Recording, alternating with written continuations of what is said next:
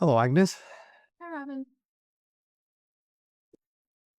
So Taylor Swift got married Exactly. That's the topic of our podcast today. She didn't get married yet, though. She's engaged. or got engaged. Yes. Yes. We're going to do a different podcast about her wedding. Okay, good. So Look forward. clearly separate those two things. All right. So, um, it's kind of a crisis situation that Taylor Swift is getting married.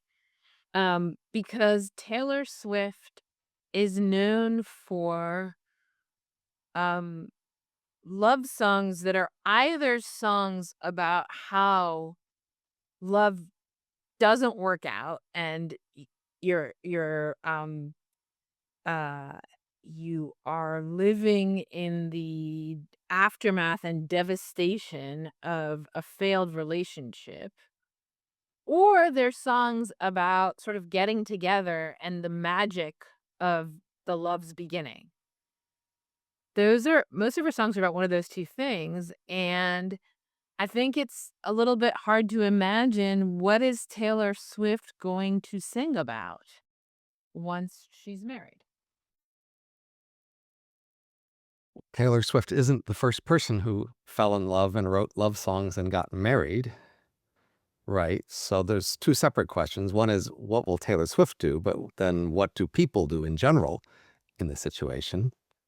So That's okay. many of us have transitioned from early butterflies love to a long-term marriage and attachment.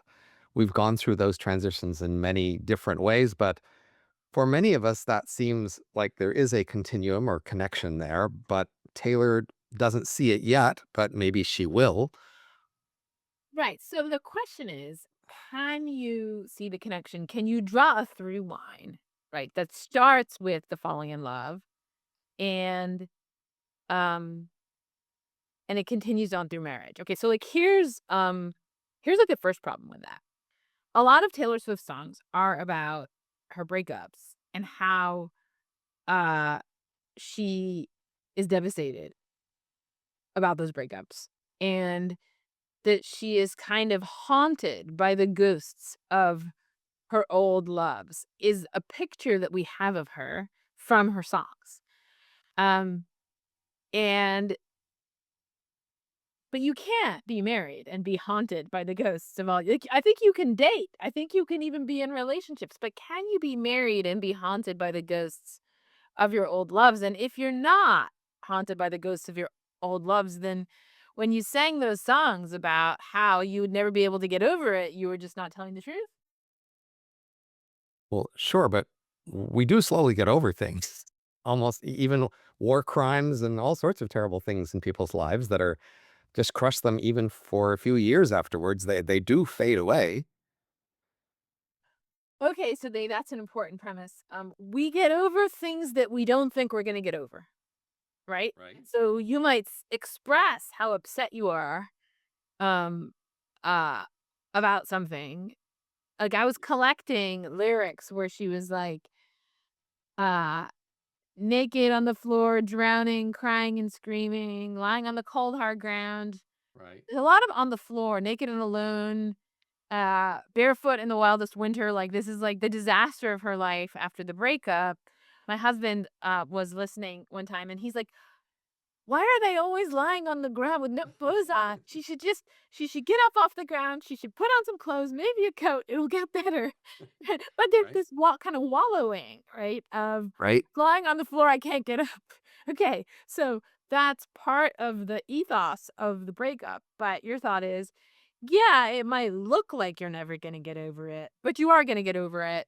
Um, I mean, it might be true that you'll never get completely over it. I think there is knowledge in that. There are some things we get completely over and other things that we never get completely over. And it's worth distinguishing that. But not getting completely over is different than never getting over it at all, enough, say, to have a new relationship or even get married. See, I think there's a big difference between having a relationship and get married there. That is, I think it's typical even for people who are going out on a date or starting a new relationship with someone to um be explicit even about the fact that they are bringing in the baggage of their old relationship. That's often a topic that will get discussed on early dates, is like how bad the ex was. But it seems to me that there's a difference between that when you're getting married, that's not okay anymore. That is, you somehow need to erase those exes once you get married. Now maybe you can only like 95% erase them. It's okay. Right. So there's this interesting phenomena of the rebound relationship, Right. which suggests the rule that you only ever get stuck on the last relationship, not two relationships ago, as the Yes. rebound is sort of blocking off the one, two things ago. That's the whole idea of it. So maybe the only ever risk is the last relationship. And are you over that? And once you're over the last relationship, then maybe it's okay to get fully immersed into this one and even get married Right. So maybe each relationship discharges the previous one. in some important Or way. it's accepted and understood that you're still hung up on the previous guy. Possibly. But then right, possibly. But then you're supposed to be dating the new guy should cure you eventually of that, to the point where then you can marry him. Well, the rebound relationship is apparently the idea that you don't intend to stay with the rebound very long. And their whole function is to just distance from the previous one. And so now it's You going to be need to rebound from them. no, but the point is they're easier to leave. So the whole point of a rebound relationship is you're going to be able to get over them because of the nature of the relationship or the sort of person they are. You're not as attached to them, you're not as into them, but you're into them enough that they push away the prior one. And now you can transition to the serious relationship afterwards. That's the whole idea of the rebound relationship. It's Okay, fine, but understood. that's not a very Taylor Swift idea. Okay. She's a romantic, and I don't know of any song of hers. I may just not be thinking of it, but I don't know of any song of hers where she's like, "I'm gonna have a rebound relationship with you, and then you'll be easy to break up with." There's certainly songs where she's like, "I'm not that into you."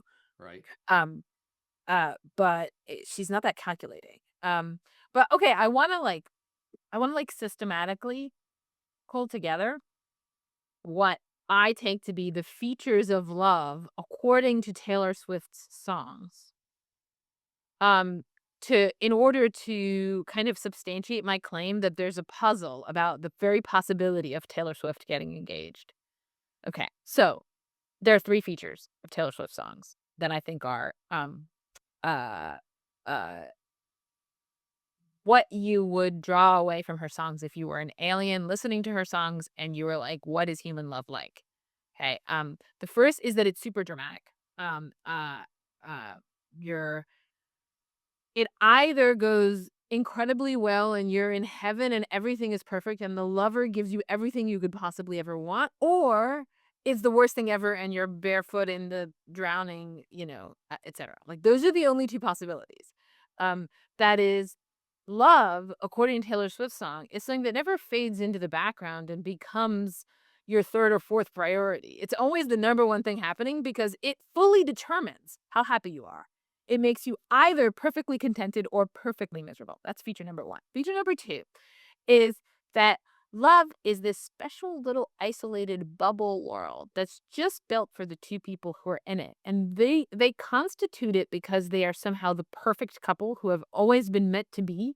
Even in fact, um, in other worlds, in a different life, you also would have been mine is like one of her songs, right? So even in other possible worlds, these 2 people would still have gotten together because, they're the perfect other half. There's an invisible thread that binds them, etc. And they live in this bubble because they speak secret languages that other people can't understand, and they uniquely understand each other. Um, uh, he's the only one who knows her. She's the only one who can decode him, etc. And the result of that is that the world. I have a whole classification of songs. There are 10 songs that fall into this classification. Uh They'll never understand our love, so we have to run away. So the world does not understand this little bubble that we're in, and it's constantly trying to puncture our bubble and destroy our love. It's like Romeo and Juliet, and so we have to run away. Okay, that's feature number 2 is the love bubble, and then feature number 3 is love is a story. So that's just like she has songs called Love Story, and she set describes herself as a storyteller, and in fact, she is telling stories in her songs, and there might be a happy ending, there might be a sad ending, but it has her songs typically have a kind of narrative structure to them. So if you were listening to her songs, you'd be like, oh, okay, I guess Love is a story about, people that are in a kind of bubble and it's super dramatic. That's the account you would have of love. So it seems to me the problem here, you didn't say it explicitly, so let me just try to say it explicitly, is that uh, the story apparently needs these first two features to be true throughout the entire story. They can't, if it, the story of love leading to marriage would be a story where those first two features are part of the first part of the story, but they don't continue on until the rest of the story. And some reason you want to say, no, the whole story needs to have these first two features through the entire story. And then at the end of the story, therefore, the story's over. So you would have to start a new story, which is the marriage. It can't be the continuation of the love story because the love story needs these first two stories to be there, features to be there through the entire story. Okay, good. I hadn't gotten yet to the part about marriage. So I just wanted to first lay out the features of love. And now once we have these features of love and we can ask, okay, um, can there be can marriage be understood as a continuation of love? Or is there love after marriage? And we assume this is what um love is, then I think the prima facie answer is no. That is in marriage. First, it just can't be that dramatic all the time. You have to go on with your life and you have jobs and you have projects. And then second, marriage typically is going to involve other people that are in some sense part of your married life. It might be your kids, or it might be just the fact that your marriage is integrated into a social world of family and friends, etc. Um, that is the world hates our love is not a story of marriage. The wedding itself is a story of the world is celebrating our love, right? Opposite of we have to run away. Um, and and then like um the the story of love sort of positions the marriage as the happily ever after of the love. Um, and that makes it seem like um the the marriage itself, it can't be a story. The marriage has to be the happy ending. Okay, so these are some problems with. But, but why couldn't you just have a larger story where the marriage is the second part of the story and the story continues, but it doesn't continue with the first two elements of the initial story, which are these two elements of the small world and the, all consuming? Why must the entire story have those features is the key question here. You're saying, the end marriage is the end of the story, and by definition, it can't continue on to have a story if it's the end of a particular story. But why can't it just be the end of the first chapter of the story? So I think that I think it can be the end of the love story. It's just there's a question of can it contain love as that?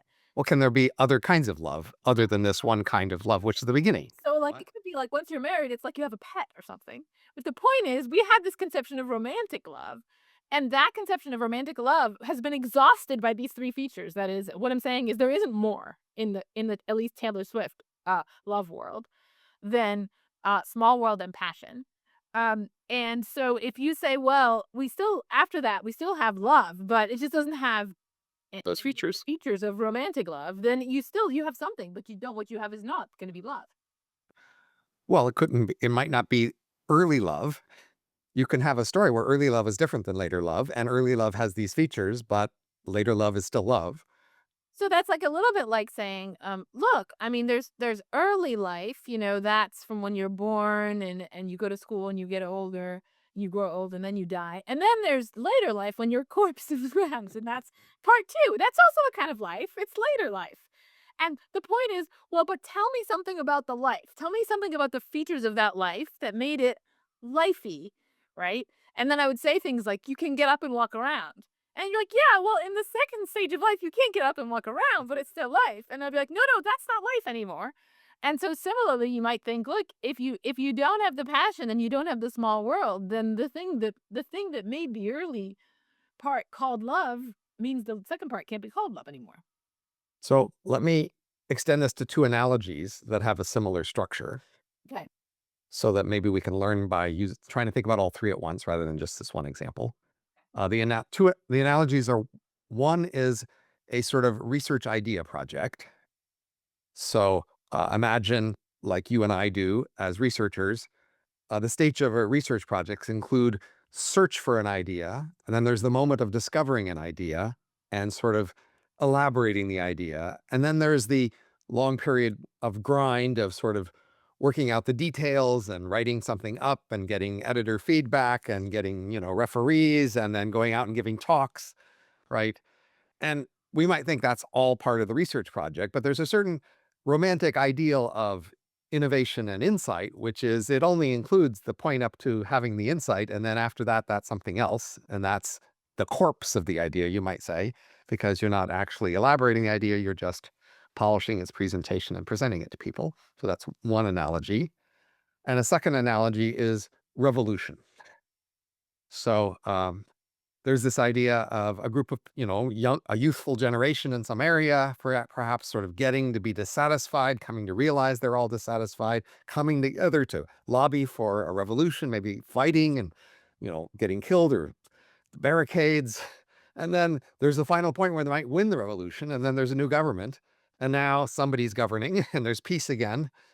And might think the whole point of the revolution was to produce this revolutionary change, but once it's happens, the revolution's over. And you might think, and many, writings about the revolutionary spirit and the revolutionary energy and how great a revolution is about that early stage, which is trying to achieve the stage of making a change. But once the change happens, then, you might think, well, you need to continue on to actually make it work and to realize it and to find problems there. But you might be so attached to the romance of revolution you might think, no, no, no, we need the continual revolution and we need to continually be making more changes and bigger changes because that's the only way to stay in revolutionary spirit. Mhm. So these are two analogous things where, again, there's a process you might think of as a single long term process, but there's an early stage of intense passion, idealism, overwhelming focus, and reaches a peak of ideal, you know, admirable splendor. But then after that peak, it's not actually achieving its purpose unless you do a bunch of other stuff that's less high, less grand, less emotionally intense, less engrossed in a smaller sphere of compatriots. Does this help us to see three examples? So, I think, with the research project, right? You might well say, look, there was the fun part of the story where you got to think something up and you got to have this experience of innovation and this kind of epiphany or whatever of the idea. And maybe you're not going to have so much fun anymore, but you got to do the hard work in order to produce this valuable thing. Um, the the paper or the contribution or whatever. And so what if you don't have all the that positive feeling or something that you associate with that earlier stage? And with the revolution, we might say similarly, look, I mean, it was those were fun times back in the barricades and so on, and there's something we enjoyed about that, but we can put that to bed and now we can enjoy peace. And in both of those cases, I think we're sort of okay with saying that the stage, the product or the piece is just very different in kind and just doesn't have much to do with that, enthusiastic spirit that animated the insight or the revolution. Well, it's different in kind, but it causally is connected. It's That is, closely connected, right, but that's just to say there is no love after marriage. It's just that marriage is caused by love. And I think most people do not wanna say that. They don't wanna say that there's only a causal link between the thing Taylor Swift is talking about and the thing you're supposed to feel during marriage, and part of that is because we don't actually evaluate a marriage fully by its products. Okay, children are important and yes, but it's not like a research paper where you then put something out there into the world, nor is it like a revolution where you then create peace. You so could have the idea that marriage. let's go with the other examples. I think if the guy has the insight and he writes it up in a book and he goes out on a speaking tour and you're in the audience listening to this guy speaking, you're not going to say, oh, I wish I could have met the guy who had the idea. This guy in front of me, he's not the idea guy. He's just the guy who wrote a book and, talks about it. Or in a revolution, I visited Cuba a few years ago You might be out there and see Castro speaking, and somebody might say, "Look, the revolutionary Castro, here he is, our leader." You say, "That's not the revolutionary anymore. The revolutionary died a long time ago. This is just the administrator of the new, it government after the revolution." I think in both cases, we want to see this person in front of us as the innovator and the revolutionary. So there's a way in which we want to see that process continuing in this new form. And I think there is some sense to that. That would be the analogous sense in which seeing the happily married couple is seeing love.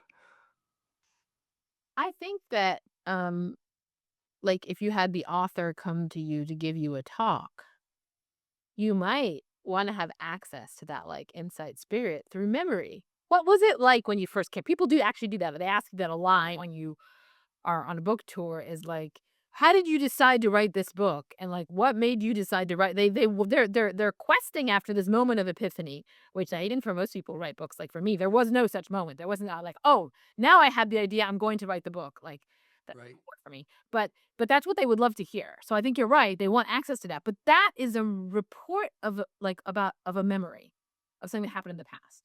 And But I don't think it's just that. I think the person in front of you is, in fact, the revolutionary or the insightful person. And their memory of the event is supporting the idea that they still have that feature to some substantial degree. I don't know. I mean, I think that they have it in virtue of their, um, being numerically identical with the person Okay. up with the idea at some time in the past, but, Okay, so it seems to me the main issue for you here is just that in the case of the research project and the revolution, you can see why we would want the early process in part to create the later events. And yeah. you less see that for the relation of love and marriage. For love and marriage, you less see why someone in love should be interested in using the love process to create the later marriage process. That they should see that as a natural progression. That they should be willing to lose the love to get the marriage, in the way they might be willing to lose the insight to get the, book, or they might we lose the revolution to get the peaceful government. They lose the insight experience, not losing insight, Okay, right. but But with still, an insight experience, there's like the thrill of the insight or something, and they might just be like, "Yeah." Even Einstein be like, "Yeah, I'm not gonna have that all the time," right, like a kind of short window. And then, I worked out some of the ideas. Right, that's something they're willing to sacrifice. And then the question is, it's a little bit like the question about getting over the breakups, actually. There's just getting over love, right? That is, if you went with a lover at the height of their passion or something, right, one of those Taylor Swift moments, they've just fallen in love, they're like staring into each other's eyes and right. and you're like, "Would you like to give all of this up in favor of some stability and, like, comfort and, like, you kinda hang out together?" Or even children, a place in Yeah, society. and right, and you get a place in society and you get children, but you give all this up. I mean, I think that the people in Taylor Swift songs would say no.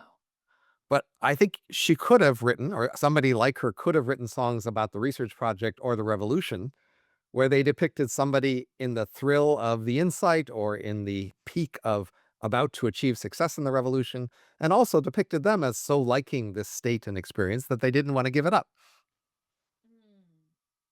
That also seems to be, if you're focused just on the experience, the emotion and the experience and the intensity and the rightness of the experience, you might similarly not want to give those up.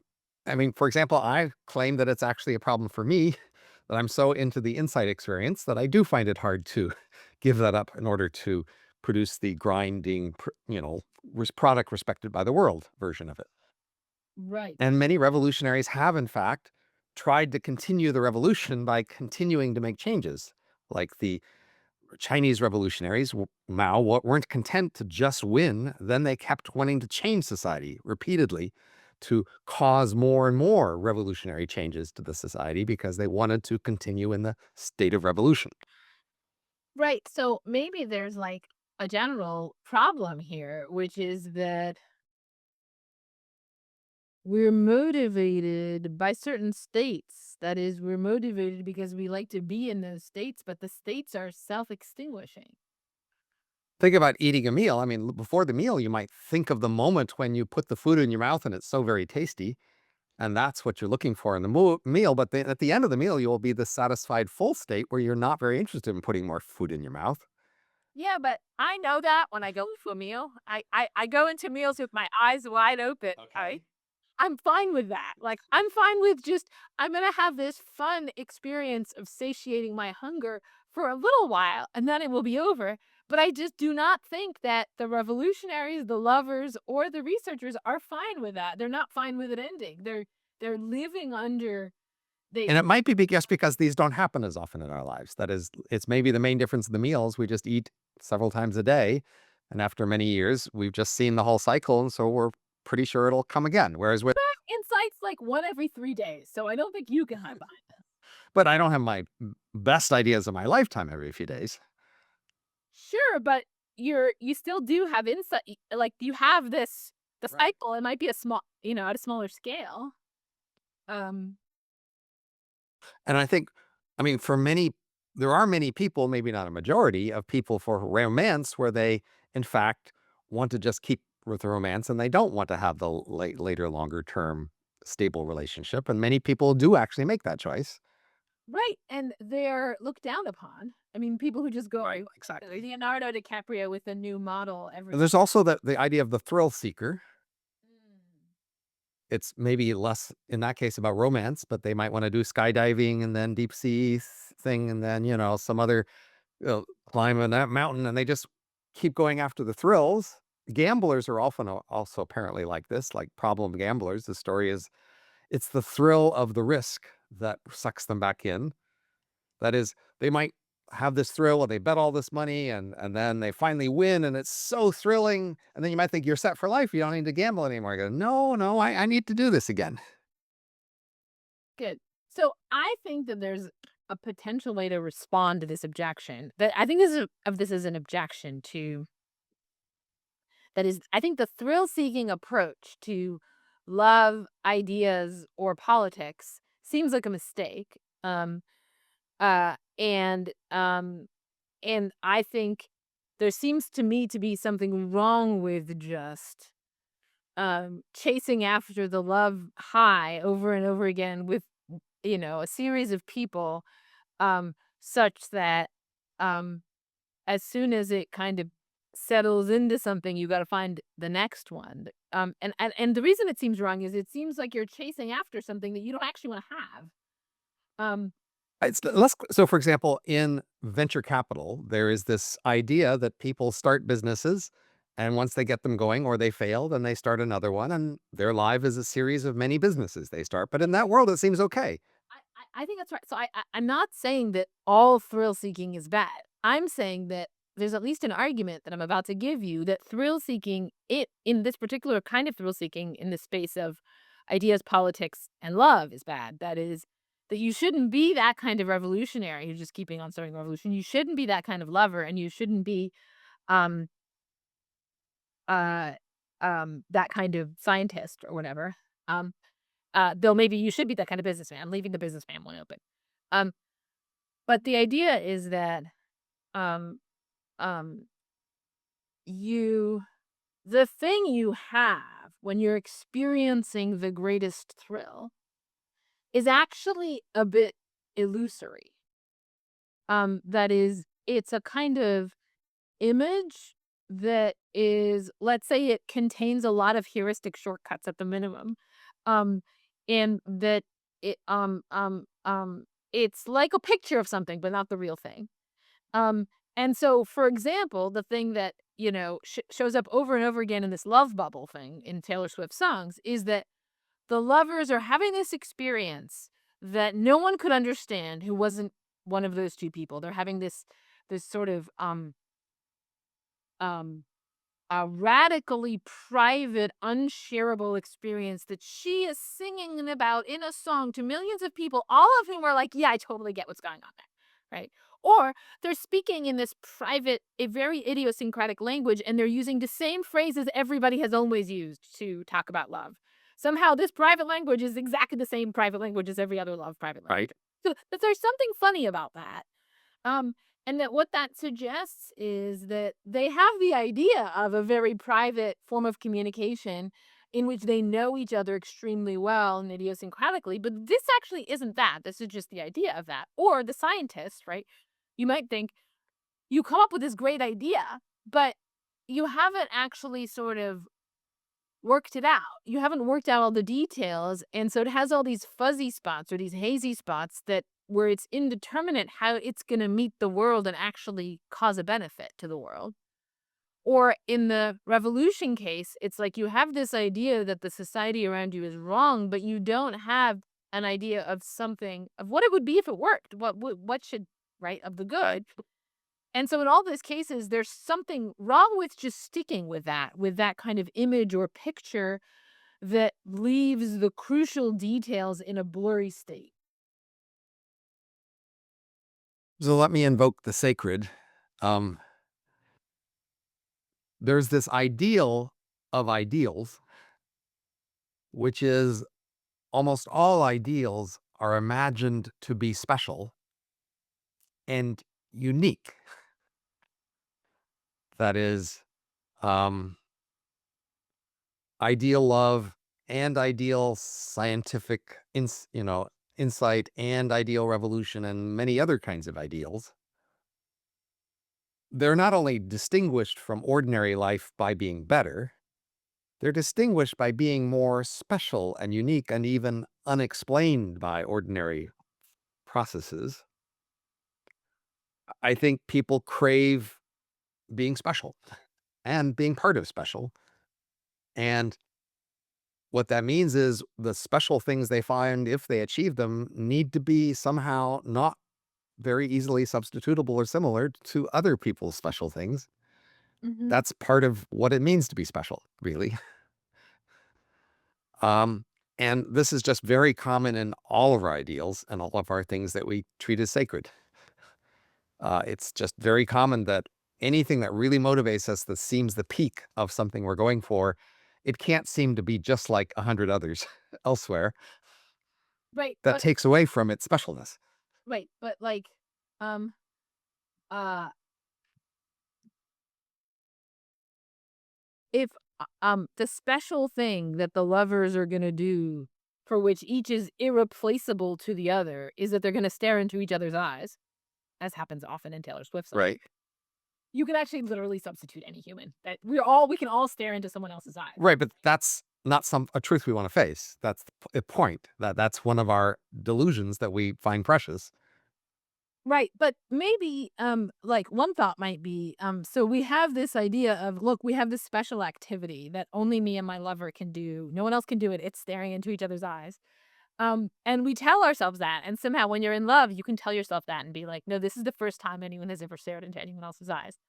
Um, but then and so one way to think about that is, yeah, that's a big joke. It's a big lie. Like, it's a big self-deception. It's we're somehow so stupid that we could deceive ourselves about something where it's so obvious that everyone has done it, that there could be songs about it in which you hear about how everyone does it, and you still think you're special and you're the first one doing it, okay? And then it's a big lie, and then that proof disappears. Or, you might think of it more aspirationally as, um, there's a kind of vague idea of, we understand each other in a way that is, you know, special and idiosyncratic and in a way no other two people understand each other. That kind of understanding actually does, like, take a long time. It's not gonna happen at the love at first sight speed. It's not gonna happen in a month.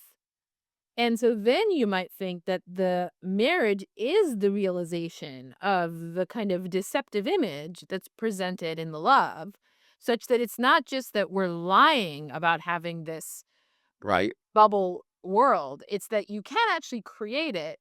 But before you create it, in order to motivate yourself to create it, you have to lie to yourself and tell yourself that you already have it.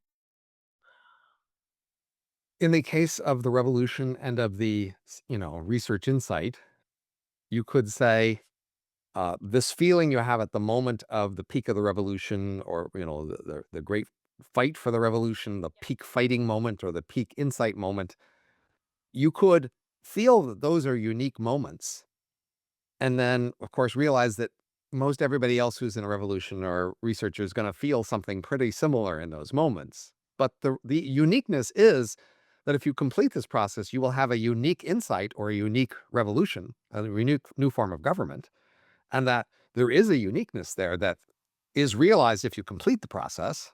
And the same way for a marriage, you might say, like I think I've said to you before, this idea, you're not really anybody until somebody sees you all the way through and that you have complete, understanding of each other. And that can happen toward the end of a marriage after many decades, but it doesn't happen after 2 months of a intense romance. But that's the promise that is being, you know, basically embraced early on.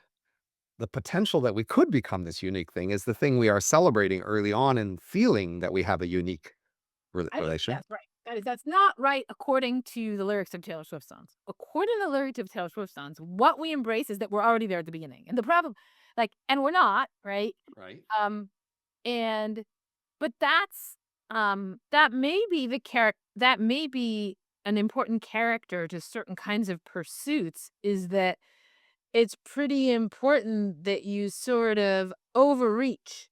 So you think, "Oh, look, I've achieved love." Um, and that's what falling in love refers to. It refers to the feeling that you've achieved love with someone, um, in a very short time. That Right. basically you've come to know a perfect stranger totally in a very short time, which is impossible. You couldn't do that, right? But you have the feeling of having done it. And that feeling is not true in the sense that it doesn't correspond to reality, but it Yet. but it can function as a kind of plan or a program. That's not how you see it, and it's important that that's not how you see it, I think. Because what we have to do is explain why it looks like if you were just going on Taylor Swift songs, there could be no love. Right. You're making the assumption that the thing I see at this moment is the thing at that moment in time. So you think maybe you see the future like a crystal ball? I mean, you might think you are having this relationship with the future. You are trusting and believing in the future. And that's the thing you think you are seeing and holding on to at the present is this future thing. But it's interesting that then in love, well, I mean, so I've heard this thing before. It's like people who are in a relationship and, it seems to go well and then it breaks. And then they say, I never really loved them. Mhm. And you might think, well, you thought you loved them. Yeah, but because it broke up, I never really loved them. And now that's a more future oriented concept of love. So, but maybe that's when you might say you're not really a revolutionary until your revolution succeeds. Otherwise, you're just a wannabe revolutionary, or you're not really an insightful person unless you generate something that the world understands and assimilates. Otherwise, you're just a wannabe insightful person. And we could think of the language of these things either as being about our state at that moment or about something in the future that we are trying to hold to and have faith in. So again, I think if we're just going on Taylor Swift lyrics, that first of all, there are just a whole lot of songs about how it didn't work out, and now I'm super heartbroken because it didn't work out. Not like, oh, I guess it wasn't love. But was it love? Does she say it still was love, even though I'm now Oh yeah, heartbroken? she definitely said it was Okay. love. But I've heard many people say something else. So you can see how there's different ways of talking about love. Right. Um. We don't have to accept Taylor Swift's framing of it here. Uh, Well, this episode of our podcast is dedicated to the paradox of Taylor Swift's engagement. And we have some premises here. One of them is Taylor is being sincere in writing the lyrics to our songs, in giving us her approach to love. And then the question that we are asking is, supposing you have Taylor Swift's approach to love, which clearly has a lot of purchase on a lot of people because she's the most popular singer in the world. So it's not only going to be Taylor Swift, right? It's going to be anyone who finds her songs compelling, as I do, but maybe not everyone in the world. Then the question is, how do those people justify anything like getting engaged, right? So I'm not claiming this is universal, but it is a lot of people.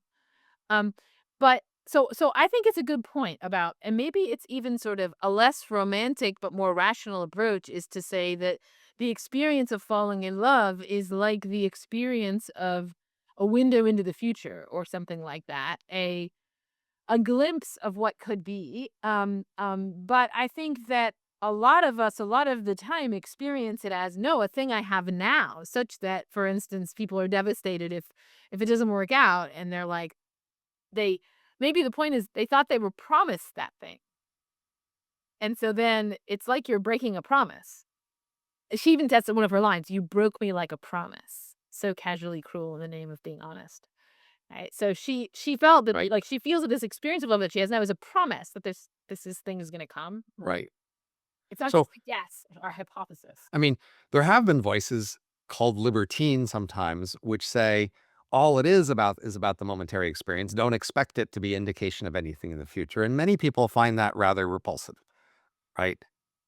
Right. Well, I was just explaining, like, I find it repulsive in the revolution, the love, and, the insight thing. You shouldn't just go from insight to insight and never work out the idea, too. I think it's bad in all those cases, but I actually think it's okay in the business case. I don't care whether you get attached to your business or not. Maybe you're the kind of guy who likes the startup stage. You're just gonna do a bunch of startups in a row. That's at least my Right. intuitions, that's very different because it feels like, Well, I um just think it's more about the appropriate finish line. So if you start a business and then it grows and then you can sell it to somebody else and hand it off to a new manager, then that's an appropriate time for you to start something new, but not before. It's about did you complete it? And even in a revolution, you could like complete the revolution, hand it off to a new government, and then go find another revolution to start or something. I think that might be fine. But still, with each of these ideas, there's a sense of completion, and it's sad to only do part of it and not even try to complete it. Okay, wait, I have to read the lyrics as I just looked it up from All Too Well, the line from which I was quoting. "You wrecked me like a promise, so casually cruel, and I'm being honest." Because I think it's interesting from the point of view of the thing we're talking about. Okay. "I walked through the door with you, the air was cold, but something about it felt like home somehow. And I left my scarf there at your sister's house, and you've still got it in your drawer even now." So this is after the breakup. She's looking back and she's thinking about leaving the scarf there. "Oh, your sweet disposition and my wide-eyed gaze. We're singing in the car, getting lost upstate, autumn leaves falling down like pieces into place, and I can picture it after all these days. And I know it's long gone, and that magic's not here no more, and I might be okay, but I'm not fine at all. Because there we are again on that little town street. You almost ran the red because you were looking over at me. Wind in my hair. I was there. I remember it all too well." So it goes on, and in fact, actually, I have to look. "Photo album on the counter. Your cheeks were turning red. You used to be a little kid with glasses in a twin-size bed, and your mother's telling stories about you on the t-ball team. You taught me about your past, thinking your future was me. And I know it's long gone, and there was nothing else I could do, and I forget about you long enough to forget why I needed to. Uh, okay. Uh, so the point is, what's interesting about this song is that there's this nostalgia for the romantic moments they had together, and that some of those moments included nostalgia about the earlier past, right? She Right. sort of and And a future vision. Those moments. that moment is nostalgic because we looked forward to a future that was never going to happen. I'm now living in this alternate future, but I'm nostalgic over this other future that we sort of projected that never happened. Um, I didn't even read you you call me up again just to break me like a promise, right? But that there was this promised future that didn't happen. So like but it's as though um, what she loves in loving love is she loves this moment where you look forward to this future. This sort of what's the right word? It's not nostalgia. It's the opposite of nostalgia. It's forward looking nostalgia. Right. Right? It's like this preview, the preview of the perfect life. So the height of happiness in her songs is the preview of the perfect life. So it's a common observation about, say, vacations, that much of the joy of vacation consists in the anticipation of it and then in the looking back on it. And it's just plausible that for many of our things in our lives, they are units that we expect to take a duration in the life, and that's important to them. That's an important element. It's not just summing over each momentary experience as if it were an independent experience in our lives. There are these collections of experiences that take that distributed over a duration, and that duration is important to them. It's important that at each part of the duration, we expect the duration to have been, you know, farther back in the past and also go farther into the future for many kinds of our interactions. That's an important part of what we do is we are part of a bigger thing in time. And if we didn't expect that, like there are people, I guess, who do one night stands and they know that it's a one night stand and they fully expect that that's how it's going to play out. And then they have a different relationship to it. They could enjoy it, but it has a different sort of sense to it than the sense of a relationship that lasts over time. Right. My mom, uh, once told me that she, once went to visit her mom in Hungary. So when we were little, we left Hungary, but every once in a while we would go back and visit my grandparents. And this one time she went as a surprise. So she didn't tell her mom that she was coming. And so she just showed up in Hungary, and she thought it would be such a great surprise for her mom. And her mom was super disappointed because her mom was like, the best part is the weeks before when I wait for you. Right.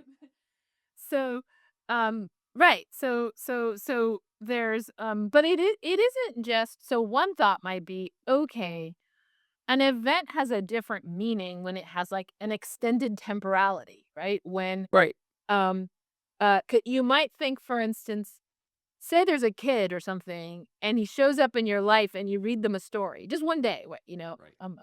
and then you never see them again. It's not like parenting is a bunch of those moments strung together, right? Right. It's that they're strung together, each one in the awareness that it's part of that larger whole, right? So there's the extended temporality changes the texture of the individual experience. That's one point. But the other point that's just as important here, that is not um maybe um not shared between the parenting case and the love case, is that there's this, but that is shared with the case of my grandmother. I'm waiting for my mom. Is that there is this period where you get this joy of looking forward. I guess people get that with parenting, like when they're pregnant Yeah, and they're absolutely. so fine. Yes, it's so that's so far in my past that I sort of forgot about it. Um, but because I feel like once your kids are actually born and actually show up, of course, there's this future that you're looking forward to. But every time you are looking forward to that future, and I say this as someone who's like old, middle kid is right now, oldest kid finished college, middle kid, is applying to colleges. That future is a future where they leave you, and so it's not actually like this beautiful forward-looking nostalgia, whatever the right word is, but it's kind of bittersweet. Um, but with love, it's like you're looking forward. It's specifically that you look forward into this perfect future. That's not gonna happen, but that we love doing that. So if we notice that we're more conflicted or confused about the love case than these other analogous cases, then we might want an explanation for that. And I think an explanation is available in the fact that for, several thousand years now, at least, we have been pushing lifelong monogamy as the farming world ideal of romance. But apparently, for hundreds of thousands of years before that, typical forager romance didn't last as long. Foragers were, in fact, shorter term romantic That's relationships, more romantic. which lasted, but they lasted enough to have a child and raise it to a few years old. Right. No, And we have dating, so we get right. But the point is, we could have these two ideals that are very deeply embedded in us that are in conflict, Mm, that then pull us in different directions where both of them seem the right thing, but whichever way you go, the other one is lost. And it seems just wrong that you're losing the other one. mm, There's just no way to have both. mm. And that's maybe more true about romance than it is about these other areas because these other sort of habits aren't as deeply embedded in us in terms of like how long should you stick with a revolution? How long should you stick with a research project? I mean, those just aren't so deeply embedded in human nature, really. Right. That's a good theory. So we're very committed to not letting go of the passion, in the sense that the thought that, look, I want to have some of this kind of passion in my future, Right. but we're also committed to, I'm going to stick with you forever and ever. And those two commitments are Inconsistent or compatible. in conflict. Right. I mean, we can achieve them by getting married and saying it's gonna be forever and then getting divorced, and then so serial monogamy, which is what a lot of people do. Right, but then Dating is like but you're not staying together in the longer term, so you are giving up on that longer term. right. Now, of course, I guess some ideal polygamy or poly relationships could potentially achieve both, and maybe that's part of the appeal, is the possibility of getting both. Right, I'm not sure you do get both. So I mean, like, if we have to specify what kind of polyamory it is, right? So, Right, I suppose you could have, like, you're married to one person, right. and in the second, you have, like, a slot, a revolving door, Right, exactly. right? Um, So now each slot, you're getting the thing you wanted in separate slots, right. maybe, But it seems like, um, uh, but these things could degrade each other. That is, the fact that you have this other slot could take away from what happens in the other slot, you know? right, right, so it could be both that your spouse, um is resentful because they don't have the spontaneity and passion and whatever that you have with the short-term partners, and the short-term partner is resentful because they don't Right. have the stability and commitment that you have with the spouse, which is to say that we have both of these ideals and we apply both of them to every romantic situation. And both of these ideals, and at least an extreme version of them, has you being completely overwhelmingly focused on them, but the split doesn't allow that. I don't think that's quite true. So I don't think that I think that our ideal of marriage is more realistic than that. It's just obvious that you cannot be overwhelmingly focused on your spouse at all times. For instance, if you have a kid, you have to spend a lot. No, but it could be that the two of you just become so close to each other over decades, but it's because they're the only other person who's ever been really close to you over decades. And so if you have this other slot, then you might just not achieve that state of being so terribly close to each other. And similarly, like imagine in these Taylor Swift songs where she's overwhelmingly focused on a lover. What if she had a few verses mentioning her, her stable poly partner? Right. Is that going to somehow be fit into the story about her overwhelmingly focus on this one new romantic partner? I mean, Right. Right. So it seems like maybe the new romance, since it demands all of your focus, threatens the old one, even if the old one doesn't demand all your focus. If you As long as the old one demands some of your focus, you've got a problem. d- I mean, the general point is just if we have these two ideals that are deeply embedded in us, then they're just going to be making us see conflicts. And they're not going to be fully satisfied no matter what. Right. I mean, only if we apply both ideals to every romance, right? Because you might have thought, no, look, I'll just do um the stable thing with this person and then the passionate thing with this with this revolving door of people. And But the stable thing might not be as stable if you have these other relationships, and the passionate thing might not be as passionate if you have the others. I mean, there's a question about why, unless you're actually applying both norms to the same one. So it's like, let's say that I have the stable thing, but I also have a revolving door of hobbies that I'm super into. Right. And that, every 3 months there's a new craft activity or new sport or whatever that I'm Right. very, very into. And then the question is like, well, can I really love anyone if I'm so devoted to these hobbies? And most people will be like, yeah, sure. And then you might think, well, that's what my polyamorous revolving door would be. It would be like those hobbies.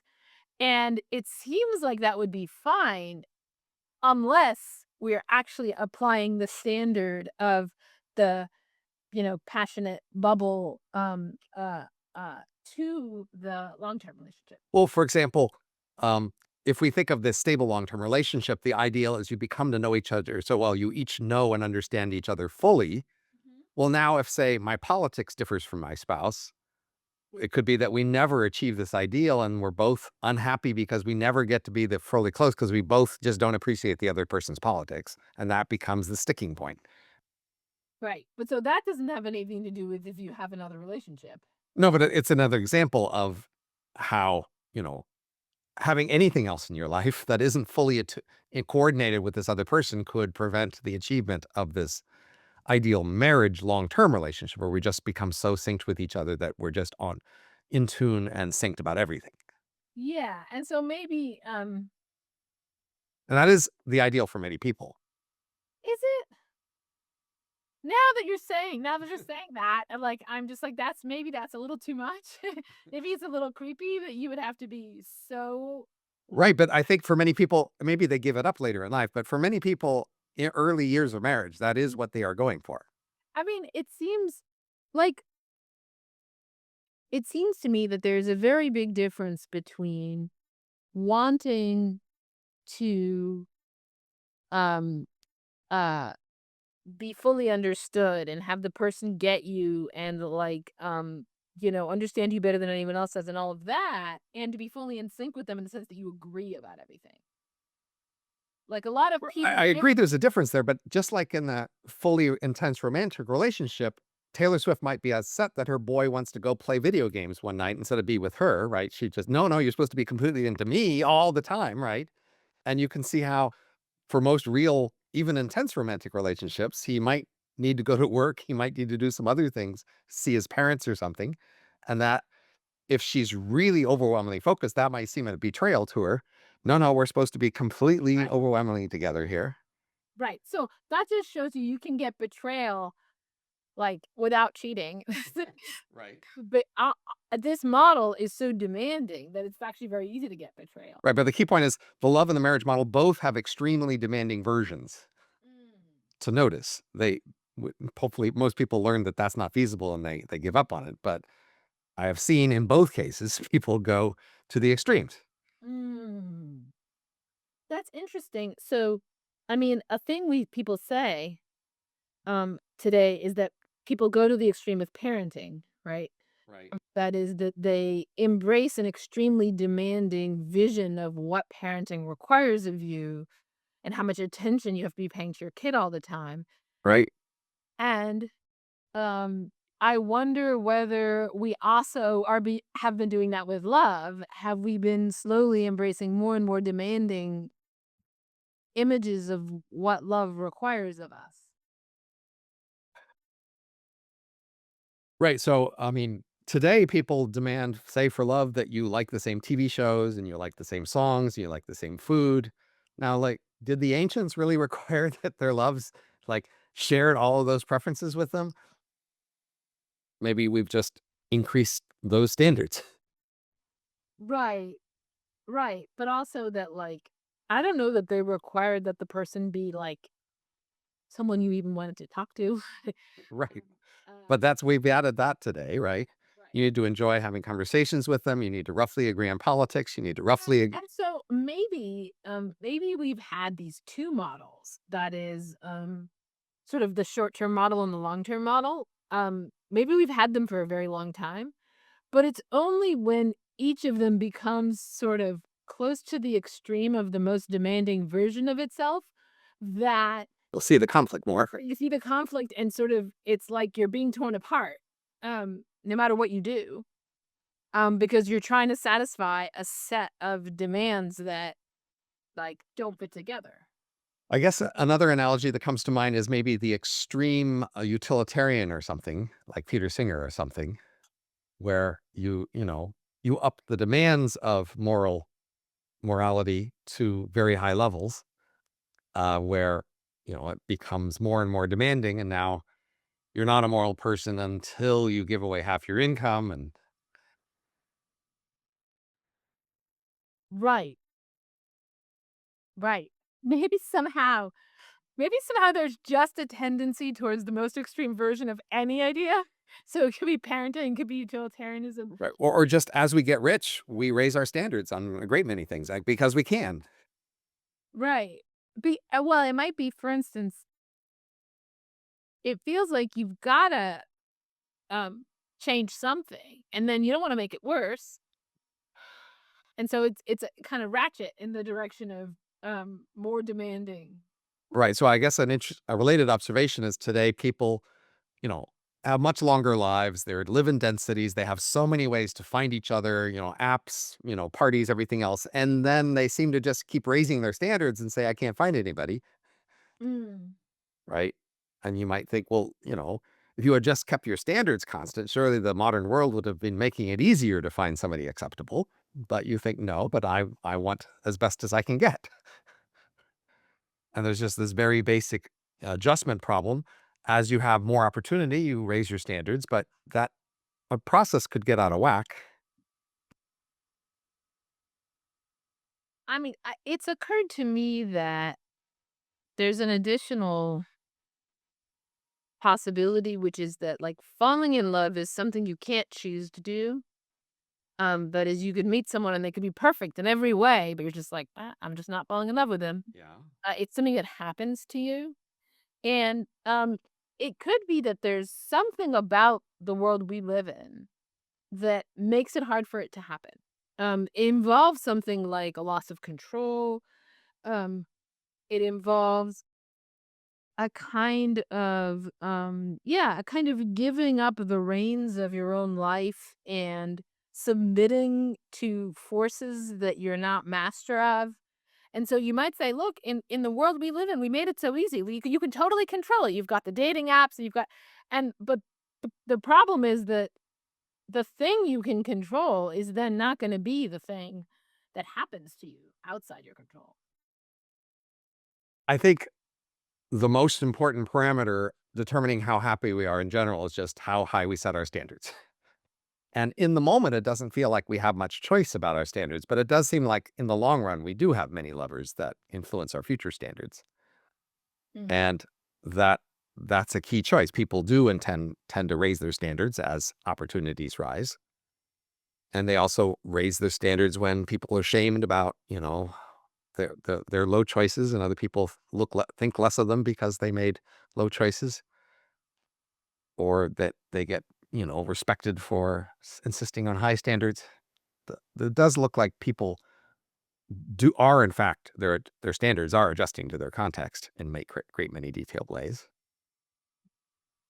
That doesn't entail that they have lovers that influence them.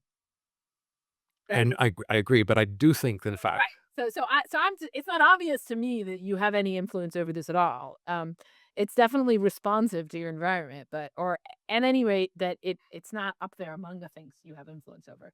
But we should stop because we're over time. we should Then plant a flag here about Taylor Swift. Do we think she will like continue to write the same sort of love song she has before in the context of her new marriage, or would she start to write marriage songs which have different values and different things that are celebrated? um okay, you answer first. Uh, Probably the same, because it's really hard to change your style after this many years. I think that they will change, but only over like a longer space, like 10 to 20 years. She's got a lot of songwriting. Right. Yeah, sure. And I just want to end by saying, Taylor, if you're listening to this, congratulations on your engagement. Indeed. Congratulations, Taylor. All right.